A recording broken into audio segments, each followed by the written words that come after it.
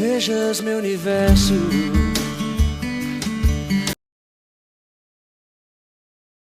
Aleluia! A paz da graça, meu pastor, seja bem-vindo Oh, à nossa live chamada Especificar. Amém? É um prazer ter o senhor nesse projeto, né? O Rafael falou tão bem do senhor, que ele, assim, falou tão bem da pessoa do senhor que eu fiquei empolgado para ter o senhor aqui conosco nesta live, né? Rafael deu um bom testemunho do homem de Deus que o senhor é. E isso é muito bom, né? Rafael, eu quero desejar também agradecer ao Rafael, né, por esta ponte, né, que o Rafael está fazendo entre a Bahia e Minas Gerais, né? E isso é muito gratificante. Meu pastor, eu vou estar orando para a gente estar iniciando a nossa live. E aí o senhor vai ficar à vontade para decorrer dentro da palavra aquilo que Deus colocar no coração do senhor. Sabe como eu digo a todo mundo? Se você pregar 10 minutos, amém. Se pregar 20, amém. Como já teve live que a gente fazer de 1 hora e um pouquinho, o senhor fique na dispensação do Senhor. Amém? amém, bispo. Eu queria muito agradecê-lo, né? Primeiro ao Senhor Jesus, e também não posso deixar de agradecer ao nosso amigo Rafael, né? Como esse link, né? Que nos proporcionou essa rica oportunidade e, claro, né? A instância do Senhor aí, todo o povo que aí nos assiste, toda a congregação aí, todos os irmãos que estão nos acompanhando, que seja tudo para a glória de Deus. Eu me sinto muito feliz e muito honrado também em poder estar participando desse projeto, né? Salvo engano, é a 12ª edição, né? No que diz respeito à proposta que Deus colocou com os senhores aí, e espero poder contribuir de forma positiva. Amém. Amém. Vamos orar. Amado e querido meu Senhor, Rei da Glória. Sim, Jesus. Mais uma vez eu quero te pedir que o Senhor tome toda a primazia, Pai, desta live. Meu Senhor, Rei da Glória, Pai, que o Senhor tome as nossas vidas em suas mãos. Pai, que o Senhor tome a vida do pastor Rogério, do Rafael, de toda a equipe, Pai, que está por detrás das câmeras, meu Senhor, meu Rei da Glória, Pai, abraçando esse projeto, Pai, o projeto do Samuel, do projeto do podcast 1 Samuel Cast 12, né, Pai, amado que Deus, Pai, aqui no canal, né, Senhor, no nosso canal aqui, Pai, amado que Deus, Pai, que tudo, Pai, amado que Deus, que tudo bem pelos anos canais, seja para a tua glória, para a tua honra, para o teu louvor, Pai, toma a vida do teu filho, Pai, amado querido Deus, Pai, irá tomar, fazer menção da tua palavra nesta noite, Pai, aqui, nesse humilde canal, Pai, amado que Deus, meu Senhor, eu te peço, Pai, que o Senhor abra a janela dos céus, Pai, amado que Deus, e todos aqueles que participarem conosco ao vivo, todos aqueles que participarem depois, Pai, meu Senhor, meu Rei da Glória, Pai, no reprise, Pai, sejam tocados, impactados, edificados, meu Senhor, pela tua palavra, porque esse é o maior objetivo, Pai, do nosso canal, é edificar vidas, Pai, amado de Deus. Pai, eu já te peço e já te agradeço por este momento, em nome do Senhor Jesus Cristo, amém. Amém, glória a Deus. Fique à vontade, o Senhor tem toda a liberdade para fazer aquilo que Deus colocou no coração do Senhor. Amém, bispo. Bispo, eu quero fazer uma leitura para com os internautas, os amigos que aí estão nos assistindo, que vai estar no livro de Apocalipse. Eu vou estar lendo ali no capítulo 2, a partir do versículo 18. E assim, você que pode, né, se quiser fazer a leitura junto conosco, está escrito da seguinte forma: eu conheço as tuas obras, o teu amor e o teu serviço, e a tua fé, e a tua paciência, e as tuas últimas obras são mais do que as das primeiras, mas tem contra ti os tolerantes. Aqui agiu por Jezabel, mulher que se diz profetiza, ensine e engane aos seus servos, para que se prostituam com do sacrifício da idolatria. Versículo 24.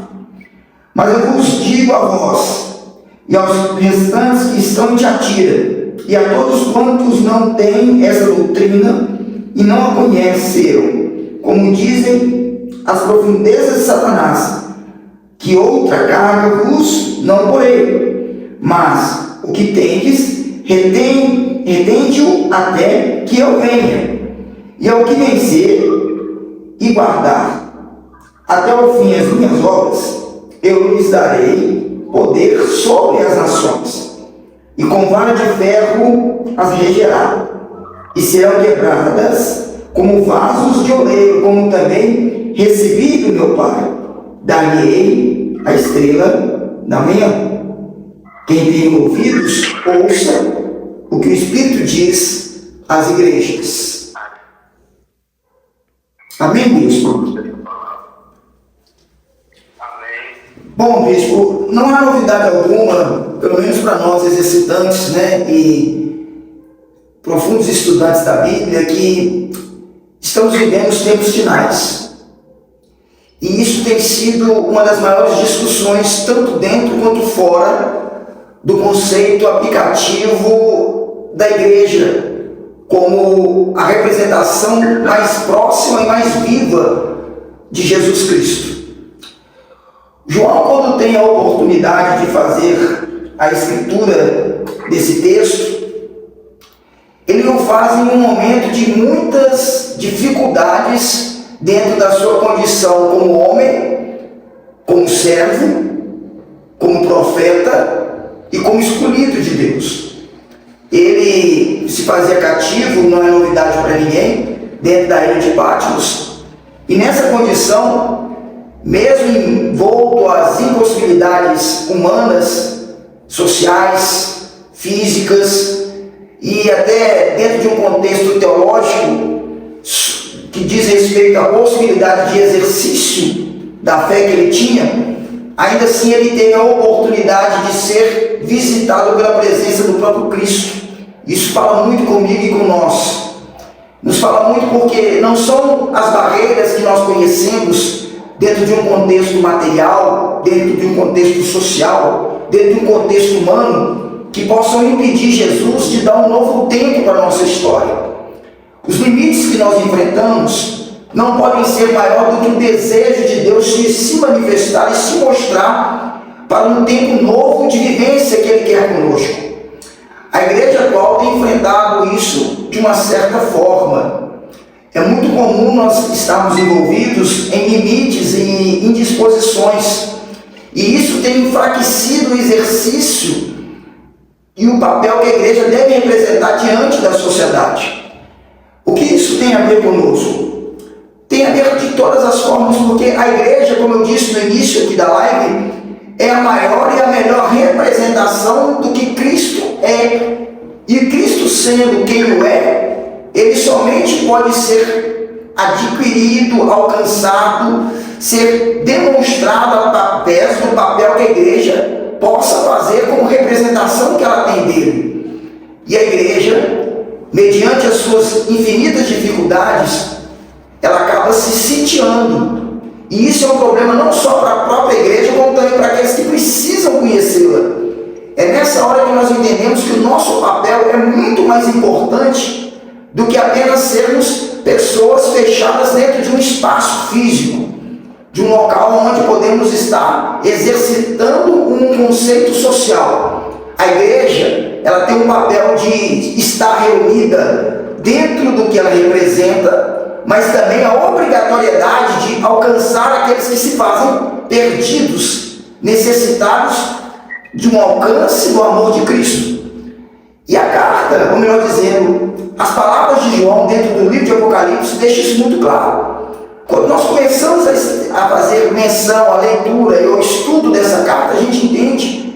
Quando ele escreve as cartas à ordem do próprio Cristo, as 7 igrejas, ele faz menção das coisas que estão acontecendo dentro da igreja. Ele começa falando do que tem sido um dos muitos obstáculos que a igreja tem enfrentado. E começa falando e ditando sobre todas as 7 igrejas, que todas têm vivido momentos em que há uma necessidade de enfrentamento, mas também de posicionamento, para que haja uma transformação interna, mas principalmente externa. Quando a gente começa a fazer a leitura das cartas que são emitidas de João para as 7 igrejas, quando a gente começa pela ali, a primeira, em que se faz a leitura, que seria a igreja de Éfeso, você vai ver que Cristo declara, assim como declara para com as outras, que a conhece bem, sabe dos seus altos, mas também sabe dos seus baixos, sabe o quanto ela é perspicaz, ela é entendida, quanto ela é dedicada dentro de um conceito de o valor que a religião precisa ter. Mas ele também faz apontamentos. Ele faz apontamentos em deixar claro que, embora ela seja bem estruturada dentro de um conceito filosófico ou religioso, ela deixou de entender que o amor ainda é a maior razão de existência. E isso fala muito com a gente. O amor que Cristo traz em revelado através dos seus atos, ainda que ainda não se possa dizer com toda a plenitude de conhecimento, João mesmo fala sobre isso, não haveria livros suficientes para descrever todos os atos que Cristo fez, no que diz respeito a curas, no que diz respeito a ressurreições, no que diz respeito a grandes outras coisas. Ainda assim que houvesse todos esses livros, seriam insuficientes para declarar e poder contabilizar quão grande é o amor de Cristo. O próprio Deus nos deixa claro isso, que Ele amou o mundo de tal maneira, mas de tal maneira, que Ele entregou o Seu Filho unigênito para que nós tivéssemos religação com Ele. E às vezes falta isso na igreja. Falta a igreja deixar demonstrado um papel de que o amor não é simplesmente base do seu funcionamento, é a estrutura comportamental que nos fornece ligação direta com Deus. Veja que quando João fala à igreja de Éfeso, e assim como ele faz também pelas outras 6, ele começa falando sobre as coisas que ela tem feito que têm sido positivas. Mas embora existam pontos positivos, também existem questões que precisam ser resolvidas. E são questões que têm sido urgentes para que aqueles que precisam ser alcançados sejam alvo e venham se tornar finalização e concretização do projeto de salvação de Deus. Um projeto que vem surgindo não simplesmente pelo ato de nós representarmos como igreja, mas um projeto que está garantido naquilo que foi feito na cruz do Calvário. Verdade mesmo. A gente entende, existe uma passagem na Bíblia, que o senhor vai concordar comigo, que está lá na primeira epístola de Pedro, no capítulo 1, salvo engano, no versículo 16, que lá está escrito da seguinte forma: não vamos ser pelo ouro ou pela prata, não vamos ser nem mesmo pelas ações que os nossos pais fizeram e tentaram colocar sobre nós, que nos foi imputada a possibilidade de sermos alcançados em Deus, mas sim o sangue de Jesus Cristo, que antes da fundação do mundo foi estabelecido. E esse sangue só foi estabelecido porque houve um sacrifício vicário, a entrega de Jesus no madeiro por mim e por cada um de nós que estamos ouvindo e participando dessa live. Isso é muito interessante. O papel da igreja é não simplesmente ser a representação de que é o maior exercício do conceito do cristianismo. O papel da igreja é mostrar que, invariável a quaisquer questões, ainda temos amor para com aqueles que precisam ser alcançados. O nosso papel é chegar aonde a maioria das outras instituições não consegue chegar. E não precisamos de muitas coisas, nós precisamos de ter o alicerce naquilo que a palavra nos oferece por condição, que é o exercício da representação de quem é Cristo pelo amor que Ele oferece a todos que o buscam. É o próprio João que fala: O Senhor Jesus veio para os seus, mas os seus não os receberam. Mas todos aqueles que o receberam, lhe concederam o poder de serem chamados filhos de Deus. Isso é muito importante. E o que acontece às vezes, ô bispo, com todo respeito, tá? Eu talvez tenha sido um pouco prolífico, eu estou tentando não ser muito pentecostal, né? Estou tentando não ser muito.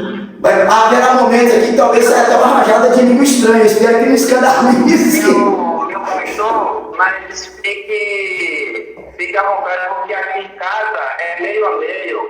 Eu sou pastor batista, mas a valor é pentecostal até o outro. Ô, glória! Então pode dar um glória aqui então. Ô, maravilha!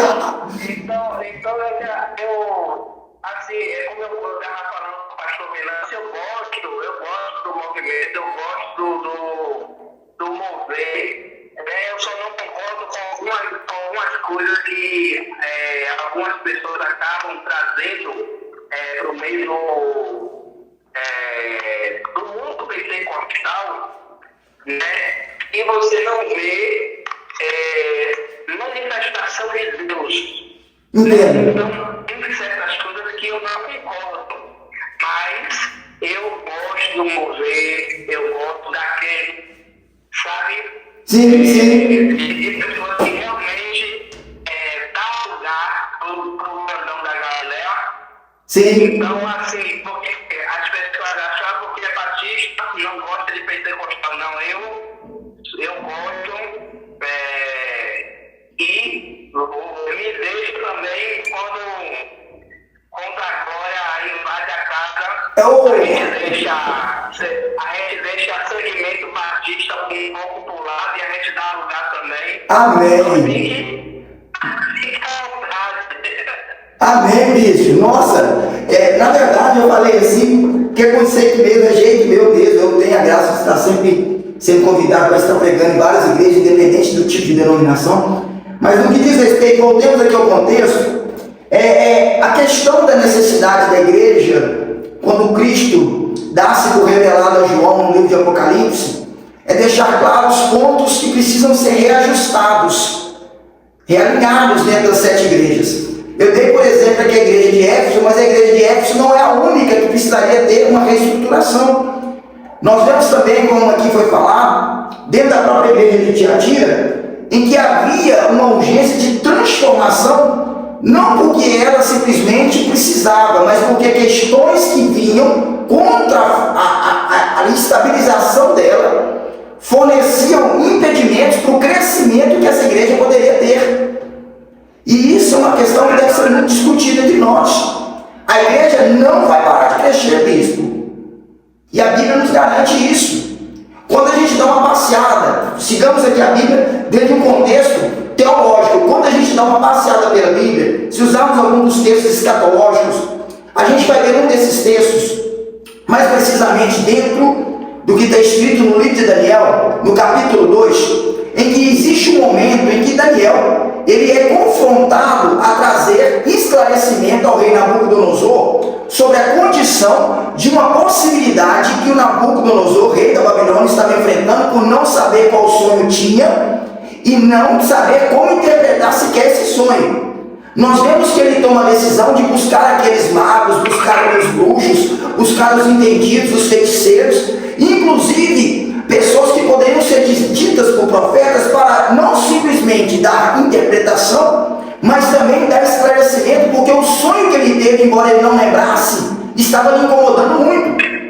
E veja que quando ele faz essa menção para com aqueles que ali estavam junto dele, junto ao reino, ele vira e fala assim: já que vocês não têm interpretação, nem sabem qual é o sonho que eu tive, então que todos vocês estejam mortos. Nessa hora Daniel se coloca à disposição através daquele que foi disposto, foi colocado para poder matar a todos, que é Ariote, e manda uma palavra profética, e diz, e manda dizer assim, exatamente, manda dizer para Nabucodonosor: espera aí, peça ao rei que aguarde um tempo, porque eu irei dar incrível. Ele ainda falou assim: o Deus que está sobre mim e sobre todo o povo irá colocar esclarecimento, irá dar distensão e até interpretação do sonho que ele teve.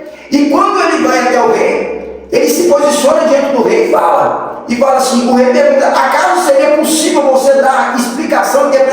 sonho que eu tive? Ele fala assim, todavia eu não, mas o Deus dos céus, Jesus, o Deus dos céus, Ele pode fazer isso. O Senhor pode procurar feiticeiro, o Senhor pode procurar bruxo, o Senhor pode procurar isso, o Senhor pode procurar aquilo. Nenhum deles vai ter capacidade de dar esclarecimento. Mas o Deus dos céus, aquele a quem eu conheço, é capaz. E o lindo é que ele, quando ele termina de falar isso no capítulo 2, ele já vai trazendo a explicação e a revelação de qual é o sonho. Vai trazer, isso é forte demais, isso é muito forte. Ele vai falando, o Senhor teve um sonho dessa e dessa forma. O Senhor viu uma estátua, onde a cabeça era de ouro, onde os braços e o peitoral eram de prata, a barriga era de bronze, as pernas eram de ferro, o pé era ferro misturado com barro. E o Senhor viu do outro lado que de repente uma pedra sem ter mão de homem alguma era cortada, e a pedra era lançada da altura que ela estava até os pés dessa estátua, e ela esmiuçava e batia aos pés onde estavam ali o ferro e o barro, e se quebrava e esmiuçava tudo. No instante que se esmiuçava o ferro e o barro, ali toda a estátua também se esmiuçava, e ela era jogada ao vento como nada. E de repente essa pedra, ela se agigantava, se tornava uma montanha e cobria toda a terra. E essa pedra representaria um reino que não teria fim. É forte demais isso. Não tem como nós entendermos, não tem como termos desculpa. É Cristo como Senhor, a pedra lançada dos céus, alcançando ali a base da estátua que representava o reino romano, destruindo tudo e não sobrando reino suficiente na terra que se compare com o reino dos céus. Não existe nada nessa terra que se compare com o reino que Deus está preparando para mim e para você. Não existe. É muito forte, bicho. Você vê que os detalhes que Daniel dá a respeito não só da interpretação, mas também da visão que o próprio rei Nabucodonosor teve, nos remete a acreditar que o reino do Senhor jamais vai diminuir, ou vai ser apagado, ou vai ser destruído. Embora existam enfrentamentos, embora existam questões que precisam ser colocadas em dia, embora realmente existam tronos dentro de algumas igrejas, tronos que estão edificados e preparados para que existam Satanás. A gente sabe que isso é um contexto teológico, é um contexto que existe uma análise mais folclórica da leitura, mas existem questões que precisam ser resolvidas dentro da igreja e pela própria igreja. A incumbência de cuidarmos e de edificarmos o reino é nossa. Somos eu, é o Senhor, é os amigos que estão participando junto conosco nessa live. É a igreja que comunica todo dia a vinda e o retorno de Cristo. É a pregação feita nas ruas, feita dentro da igreja. É o cuidado para com aqueles que estão doentes. É a representação viva de que Jesus está vivo e Ele está preparando para ter retorno, como está escrito em 1 Tessalonicenses capítulo 4, para ter retorno entre a nuvem. Ele vem em alarido de anjo e vem em formas de som de águas para poder encontrar com a igreja nas nuvens e ter morada eterna nos céus. Ele vem. Jesus está às portas. E nosso papel é fazer com que primeiro entendamos, exercitemos, transformemos e multipliquemos a vinda de Jesus para todos aqueles que precisam ser alcançados. A igreja não precisa fazer muita coisa, bispo. A igreja precisa fazer o que é necessário. Representar o corpo de Cristo. Mostrar-se como um instrumento de uso do Espírito de Deus para o processo de salvação. Existem almas que eu quero aproveitar um momento para poder dar um breve testemunho. Existem vidas que elas são mais atraídas a Cristo pela postura que nós temos do que pelas palavras que tentamos fazer. Tentamos colocar, implementar na vida delas.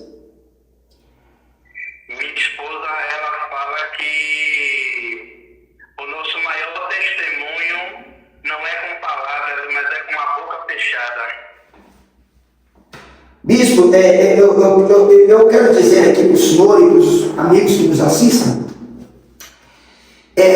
eu quando tive a oportunidade de entender e de me reencontrar e me entregar a Cristo, eu tive que passar por, como a maioria de nós, por um processo de libertação. Todos nós temos algo que precisa ser retirado de nós, para que o Espírito Santo tenha a liberdade plena do que Ele quer fazer. Todos nós, sem exceções.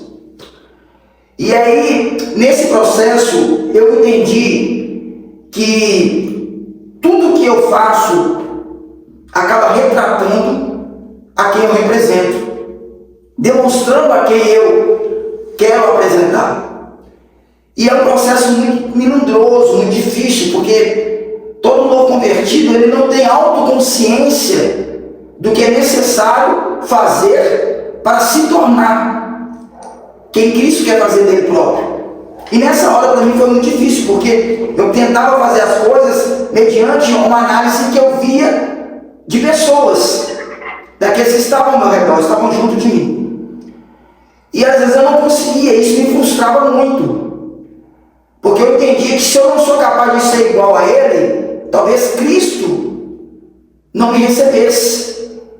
Até eu entender que Cristo me recebeu não por aquilo que eu preciso me tornar, mas por aquilo que eu me dispus a ser com Ele. As pessoas precisam entender, e é muito comum isso é para jogar por terra algumas teologias que tem por aí, em que a gente pode chegar como está e ficar da forma que quer. Não é sobre essas coisas que estamos aqui discutindo. Porque não existe possibilidade de fazer parte de um reino se não nos enquadrarmos dentro do conceito daquele que detém o reino, o controle e o domínio dele. Não tem como. Essas filosofias humanas, na verdade são filosofias humanas, não são nem bases teológicas, que são apresentadas, a gente sabe, não vamos dar detalhes aqui para não entrar em questões que não precisam ser discutidas, em que a pessoa simplesmente basta acreditar para se considerar alcance de transformação e de salvação. Não é bem assim. A salvação não vem pelas obras, a Bíblia fala sobre isso, mas não tira também a obrigação de nós sermos parte do processo, e como parte do processo nós somos representação. Todas as vezes que eu dou um exemplo de quem eu sou, eu estou demonstrando para alguém que Cristo é capaz de mudar tudo o que necessário para poder fazer a conclusão do processo que Ele mesmo começou. E um processo que começou antes da fundação do mundo, quando eu dei aqui por fala no início da live. Um processo que só tem um sentido: a entrega dele em nosso lugar. Um sangue vertido no madeiro para que nós tivéssemos acesso àquele que está acima de todos.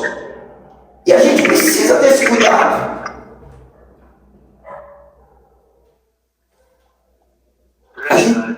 A gente precisa ter essa postura. Então não adianta, vamos falar abertamente, bispo, com todo respeito, chegar, todo mundo quer chegar. Ninguém, vamos falar abertamente, ninguém quer ir para o segundo plano. Vamos usar o termo, né? Ninguém quer ir para a segunda escolha. Não é verdade? Ninguém quer ir. Ninguém quer ir. Mas não adianta estarmos aqui sem entender que isso é um reino. E como reino tem rei. E como rei tem regras. E como regra existe postura. E a postura nossa é sermos como Cristo. E se Cristo diz que precisamos mudar, nós precisamos mudar. Nós todos precisamos mudar em algum aspecto. Seja no retorno ao exercício do amor, seja na rejeição aos pratos colocados aí diante dos nossos caminhos, seja na não aceitação de um trono que edifica o homem como centro de um conceito que ele não existe, seja a adoção de anúncios, de questões onde são oferecidas ofertas para que haja venda, como é o caso que acontece na segunda igreja, em que a doutrina de Balaão acaba sendo implementada, onde basta você pagar para você receber. Não, o reino de Deus não é assim. O preço já foi pago. Jesus já sofreu na cruz por nós. Ninguém vai poder nos alinhar a Deus se não for Cristo Jesus. Então não adianta tentar usar justificativas onde existe um conceito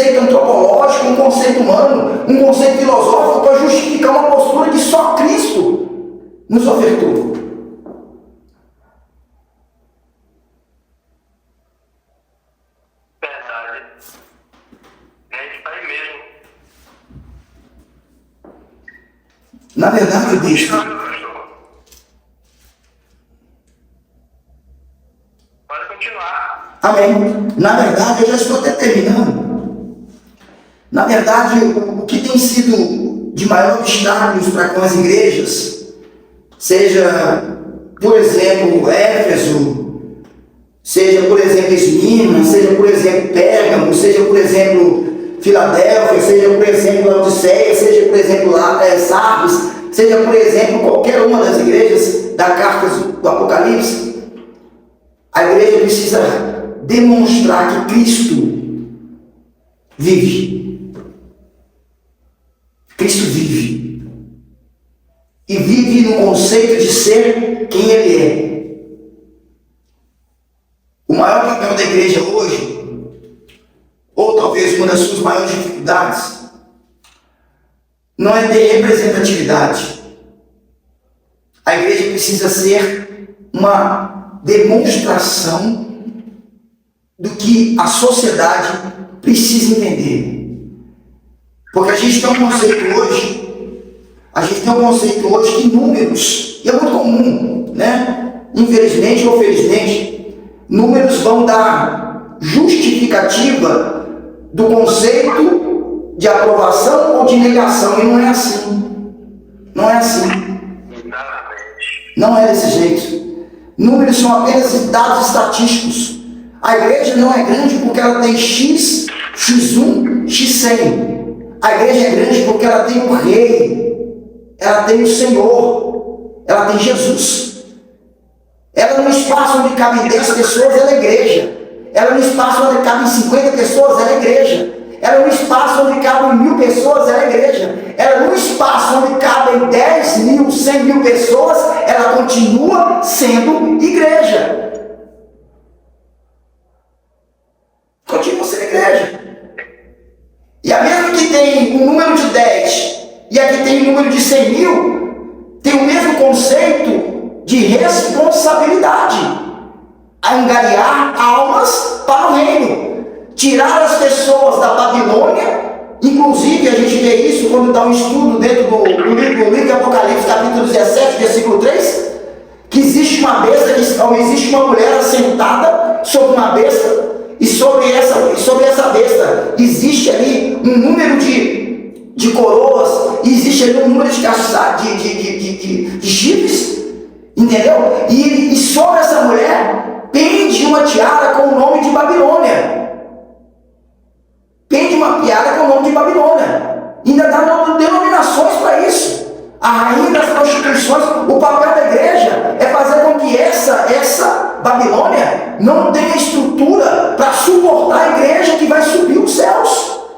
Nosso papel é literalmente esse: é alcançar as almas que estão perdidas às vésperas da entrada do inferno e arrebanhá-las e resgatá-las para o império da luz dos céus, independente do número que somos, independente de quanto nós somos o suficiente para ganhar as almas que são necessárias para chegarmos com o galardão prometido diante do Senhor.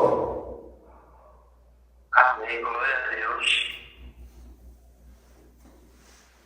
É isso mesmo, pastor.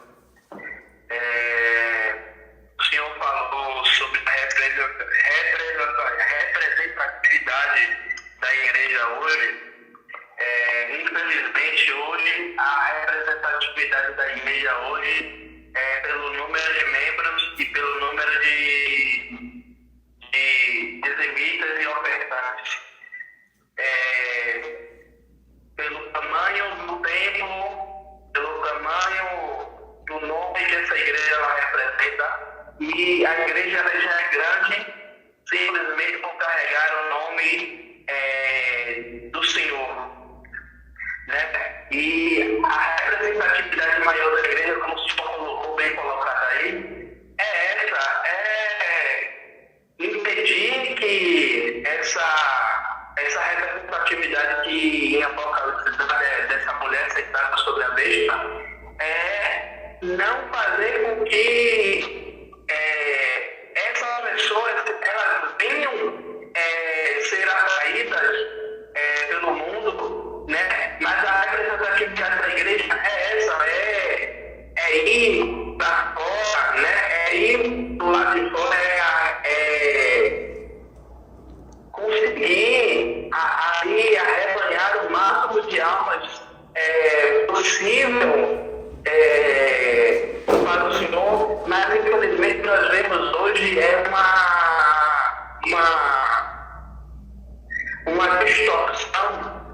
né? Porque a minha igreja tem 100 membros, 50 membros, 10 membros, é maior do que a sua, a minha placa é mais importante e vidas, elas têm se perdido, vidas, elas têm sido ceifadas, né? E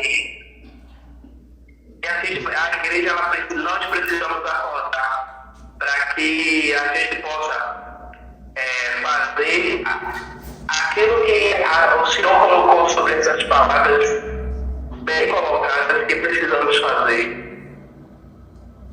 Sim, sim, o senhor está coberto de razão mesmo. Na verdade, isso tem mais uma problemática que está envolta ao que a igreja tem enfrentado como maior obstáculo hoje.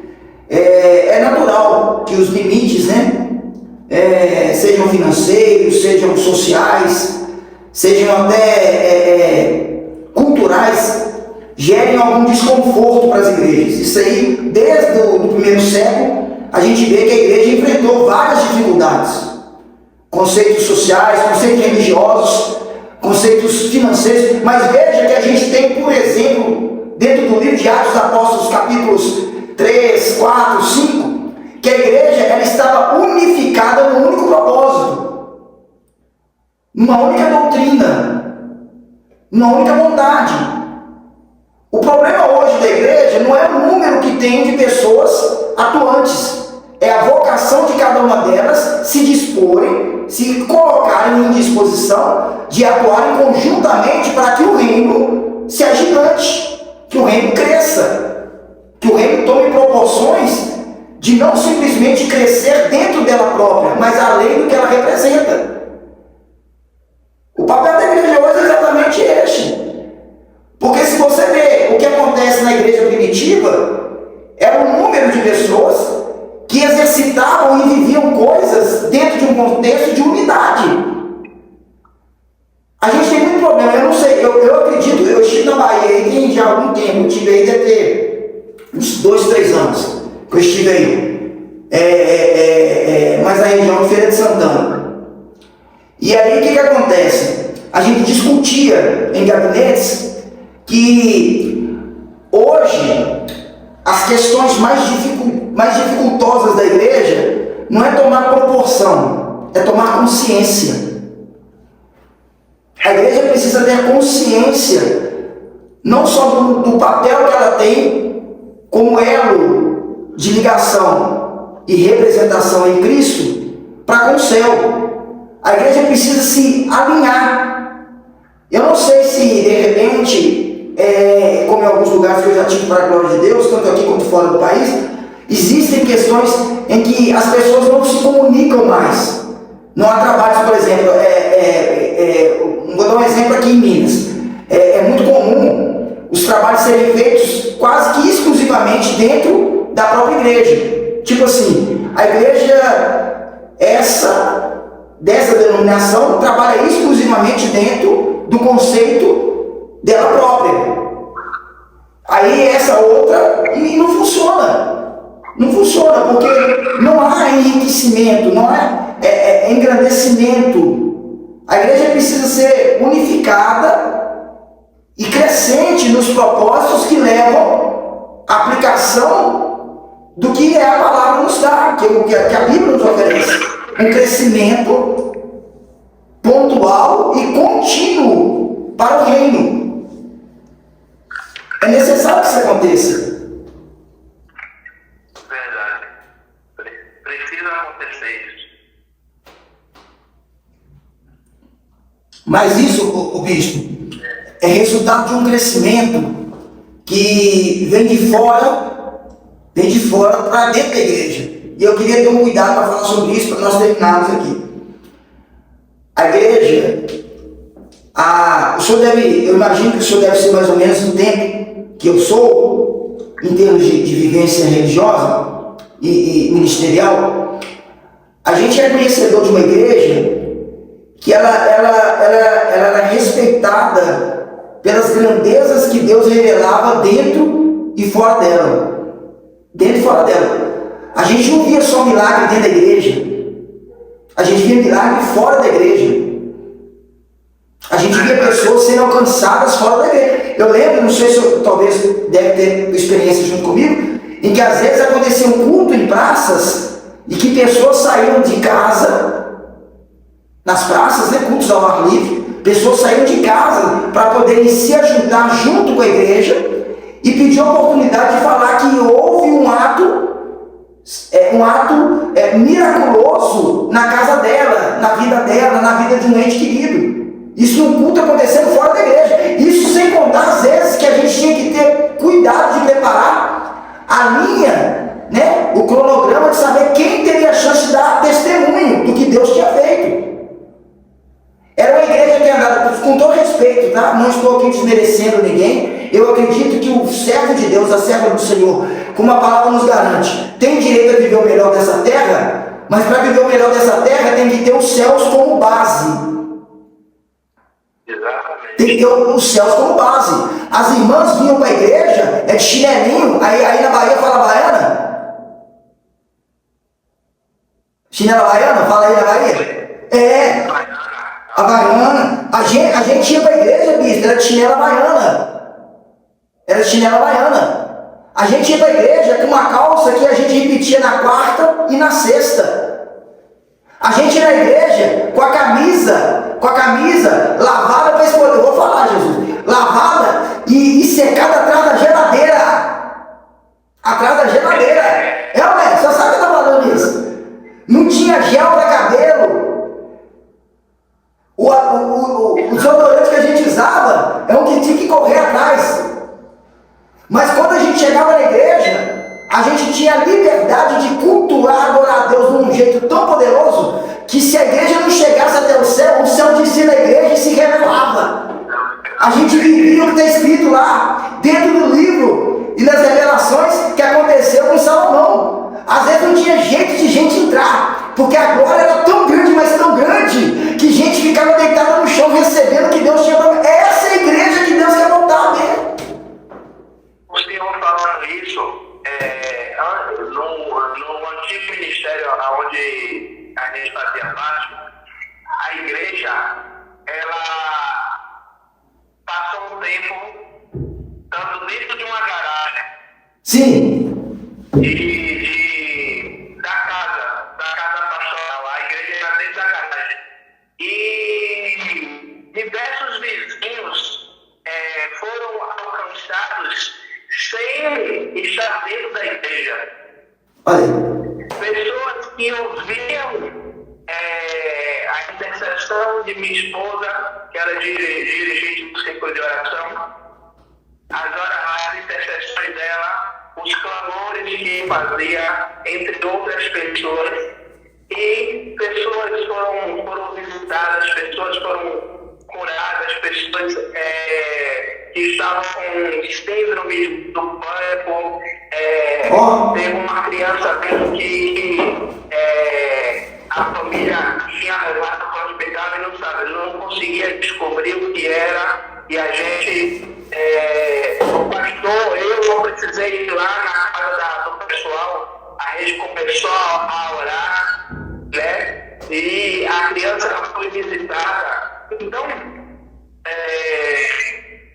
eu costumo dizer que Deus ele não mudou. Deus ele é imutável. Ele continua sendo o mesmo ontem, hoje e eternamente. O que mudou foi a maneira de a gente buscar. O que mudou foi a maneira de a igreja se portar. Sim. E aí, muitas vezes a gente vê pessoas perguntando por que dentro da igreja não existe mais tantos milagres como existiam antigamente. Aí, será que foi Deus que mudou ou não foi Deus que mudou? Foi a nossa maneira de se relacionar com Ele, foi a maneira de tratarmos Deus dentro da igreja. Hoje entramos mais para pedir do que para agradecer. Entramos mais para apresentar as nossas causas do que para dizer, Senhor, eu estou cheio de coisa para pedir, mas hoje eu vou render uma adoração ao Senhor. Verdade. Eu só vou render adoração ao Senhor. E hoje, eu não sei aí em Minas, mas uma coisa que eu estava comentando com minha esposa, chegou um relato para mim de uma igreja na África, que eles começam o culto 8 horas da manhã, e já teve igreja de o culto chegar às 5 da tarde e outros membros dizer: pastor, hoje o culto nem demorou. Oh, meu Deus! E eu começando com minha esposa dizendo: gente, a gente tem uma dificuldade de ter um culto de 2 horas, sabe? É uma agonia para poder entrar. É uma agonia, porque se o pastor demorou um pouquinho mais na palavra ali, tá tudo bem, a gente sabe que tudo tem que ser feito com ordem e decência, mas a gente entra engessado no culto, e muitas vezes a gente não deixa, não dá liberdade para o Espírito Santo trabalhar, não dá liberdade para o Senhor nos envolver, de tal maneira que ele enche a casa como ele fez com Salomão, de tal maneira que quem está fora não consegue sair, e quem está dentro, ou quem está dentro não consegue sair, quem está fora não consegue entrar. Sabe? E a gente precisa rever, como o senhor falou, precisamos rever o conceito, os nossos conceitos, precisamos rever as prioridades da igreja, né, para que o Senhor continue trabalhando, ele continue derramando da sua graça, do seu poder sobre as nossas vidas. Amém. Amém, bispo. E assim, para nós terminarmos aqui, pelo menos a minha fala, é muito importante que nós, como representantes, né, líderes da igreja, sejamos o pontapé inicial desse novo processo, né? Que possamos instruir e preparar aqueles que acabam sendo liderados por nós, seja de forma direta ou seja de forma indireta, através das redes sociais, né? Que hoje em dia é uma ferramenta muito bem posicionada, se bem aplicada. Não sou contra, eu acho que as redes sociais fazem parte do processo, tanto fazem que nós estamos discutindo por meio dela sobre questões muito importantes, né? Mas a gente precisa entender que nós temos que ser o start. A gente tem que ser o pontapé que origine, né, o querer das pessoas em entender e aplicar-se para um tempo de mudança, para um tempo de que a igreja escuta, ouve as palavras que Cristo tem falado, para que se confirme e se realize o projeto dele de nos encontrarmos nos céus. Verdade. Isso mesmo, pastor. É isso mesmo. Não, perfeito, bicho. Glória a Deus. Meu pastor, quão enriquecedor foi essa noite, né? Igual as outras, igual no dia do pastor Anderson. Sou grato a Deus pela vida do senhor, pelo seu ministério. Que Deus continue te dando essa sabedoria, continue te dando graça.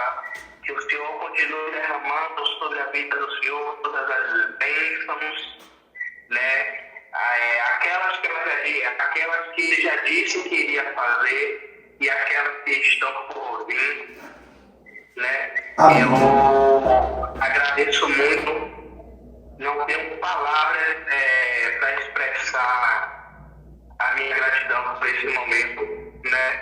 Foi muito enriquecedor e tenho certeza de uma coisa, depois eu vou passar para assistir essa live de novo, né? Para poder ter mais um pouquinho dessa sabedoria.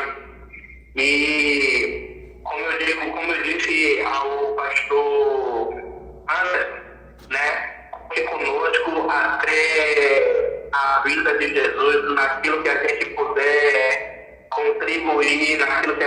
estar alinhando com vocês aí em Minas. Estamos juntos. Amém. E vamos nessa caminhada aí até o céu. Eu Amém. também quero agradecer ao Rafael aí, Aquele lado esse aqui. menino de ouro que se eu morasse aí em Minas, a gente ia ter uma briga que eu ia pedir o pastor dele para ele vir congregar comigo. Isso é bem-vindo. Esse é bem bem-vindo. Eu ia pedir o pastor dele para ele me emprestar ao Rafael alguns dias de culto para dar com a gente. Amém. É o que tem faltado em muitos ministérios. Alguém disposto, assim como ele, para fazer a obra, não importa o que seja, é para Deus, vamos fazer. E eu louvo a Deus pela vida dele e por toda a família. Amém. Eu só quero incomodar o senhor mais um pouquinho. O senhor orar pela vida da gente, amém? Para a gente encerrar a live. Amém, Neide. Eu vou orar sim, mas eu não posso deixar de mandar aqui um abraço para todas as pessoas. Quero retribuir aqui as palavras tecidas aqui pelo Senhor a nosso favor. Sou muito grato a Deus pela vida do Senhor, pela vida de todos os irmãos aí, todas as pessoas que estão acompanhando a live. Que Deus abençoe ricamente a cada um. Mandar um beijo para minha esposa linda e maravilhosa, missionária Vanusa, meu filho David, minha filha Rebeca. Mandar um abraço para todos os amigos aí que eu entrei em contato, né? Eu não posso falar o nome de um e esquecer do outro. Então todos vocês aí, amo vocês em Cristo Jesus. Obrigado por estar nos acompanhando e que Deus, em bênção sem medida, possa agraciar a cada um dos senhores. Amém? Vamos orar? Senhor Deus eterno, poderoso e grande Pai, palavras nos são insuficientes, ó Deus, para poder expressar toda a nossa gratidão. Somos felizes em estarmos reunidos, Pai, aliançados nesse propósito, em que o nosso foco é o reino, é a pregação da verdade que consta na Sua palavra. Pai, abençoa a vida dos irmãos que fazem ali a presença através das redes sociais, cada uma dessas famílias, cada uma dessas pessoas. Abençoa os irmãos que fazem presente aqui em Minas, em São Paulo, no Rio, na Bahia, em todo o território nacional, nos países que estão sendo alcançados nessa hora. Pai, abençoa a vida e esse ministério que está sobre a pessoa do Bispo Salomão, sobre a família. Pai, que esse canal cada dia venha a ser mais profético, mais rico, mais poderoso, para que o Teu nome venha a ser glorificado a cada instante. Assim também como o canal aqui que nós representamos em Minas e todos que buscam verdadeiramente a aplicação da palavra genuína da Sua vontade. Nós abençoamos cada vida e pedimos ao Senhor ser permanente, presente e contínuo sobre nós, e tudo venha a ser primeira, única e exclusivamente para a glória do Teu nome, em nome de Jesus Cristo. Amém, amém. Meu pastor, mais uma vez, muito obrigado. Também quero aqui deixar o meu agradecimento a cada pessoa que participou, a cada pessoa que vai assistir depois da reprise. Quero agradecer a minha esposa, a pastora Rosana, que me dá o suporte, que me incentiva, a continuar essa obra. Quero agradecer ao irmão Alberto, à irmã Lígia, quero agradecer a minha irmã de sangue, Josilene Amorim, que Deus abençoe. Quero agradecer também a irmã